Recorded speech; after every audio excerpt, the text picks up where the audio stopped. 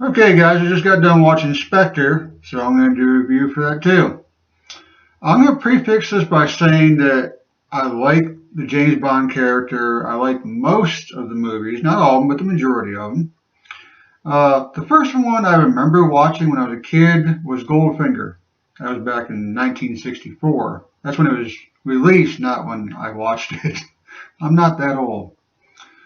But I like that movie, and the scene that I remember most is the most popular scene from the movie was when Sean Connery is on the desk and the laser beam's coming at him, and he looks at Goldfinger and he says, "You expect me to talk?"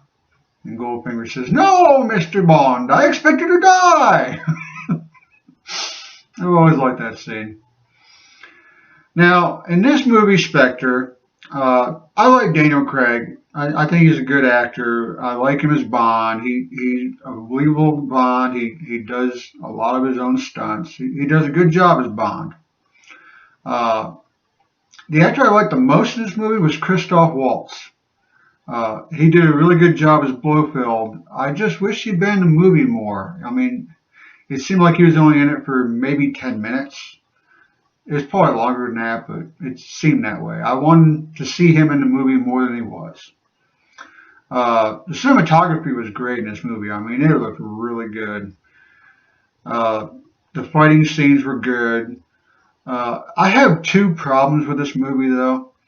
And in James Bond movies, it happens quite a bit. With the first one, that I have a problem with. Uh, the one I'm talking about is the big henchman that Bond has no business defeating, but ends up doing so anyway. I mean, even in Goldfinger, he had Oddjob, who was like just this wall with legs, and he still can't kill Bond. And Inspector, the big badass henchman, played by Dave Bautista, who he's a fine action villain, but he can't talk. I mean, if you see him in WWE, he didn't talk on the mic much, and there's a reason why. And one of the good things that Spectre did with Dave Bautista is only gave him two words to say. He said, "Oh shit," and that's it. And that was smart of him. Um, the other part that I didn't like about this movie, and I seem to have a problem with this lately, is love interest. And in this one, it's played by Leah Seydoux, who played Madeline Swan. And I didn't really feel like Bond would fall in love with this girl. And okay, in the 50-year history of James Bond films, Bond has been a womanizer, which I don't condone. I'm not saying that, but that's just who he's been for the last 50 years. He, uses women and moves on.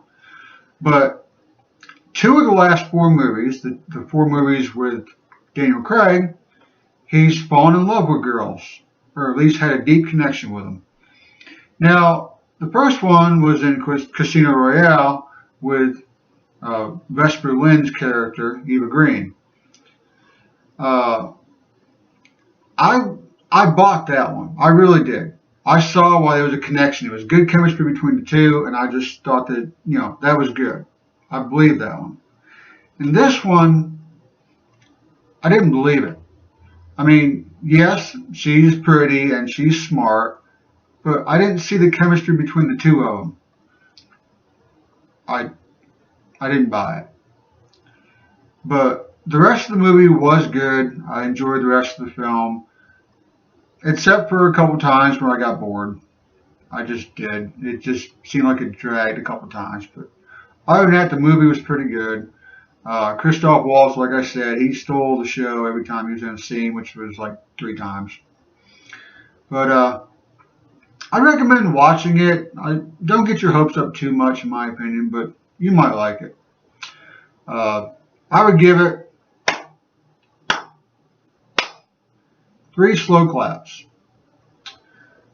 I'm looking forward to seeing the next James Bond movie. I've heard that Daniel Craig will not be in it, but that's not confirmed yet. I'm curious to see who they have as James Bond if he does not do it. But that's about it, guys. I will talk to you next time. Have a good one.